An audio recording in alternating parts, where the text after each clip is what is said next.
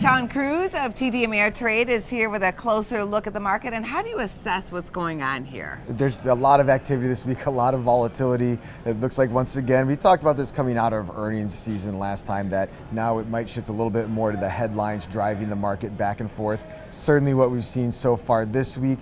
It looks like we got off to a very rocky start, started a little bit of traction. We got personal income and outlays coming out Friday. I think that's going to be interesting because it'll give us a look at really underlying inflationary pressures building in a tight labor market. And we also get Nike earnings out later on after the close. I think that's going to be important because we're going to want to get an idea of the state of the U.S. consumer. Big news on GE, of course, being dropped from the Dow. How do you play it from here? The GE, strangely, they got dropped from the Dow, but they've been getting a couple upgrades and you've seen some upside action. Continue to see a lot of activity on the call side, particularly in that 14 call. And given that this call activity that we've seen so far this week has come in the tail of upgrades, I think that's going to be a little bit more speculative than anybody maybe going out there and writing calls against a long stock position. You also like Twitter and Facebook, a couple of social media stocks. Why those stocks? So Facebook had a pretty good run last week, got nailed along with a lot of the growth names so far this week, starting to recover a little bit, but we're seeing a lot of activity at that 200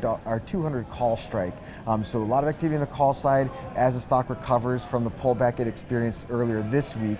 Also looking at Twitter. So Twitter's another interesting one. They just seem unstoppable right now. Seeing a lot of activity at the 46 call strike on the back of this. So once again, in all these names, a lot of call activity. Looks like a little bit of shakiness at the start of the week, starting to turn around. We're starting to see some investors want to come back into some risk assets, starting to see money flow back in, particularly in these growth names that really got hit earlier on in the week. Well, thank you very much, Shawn. Thank you.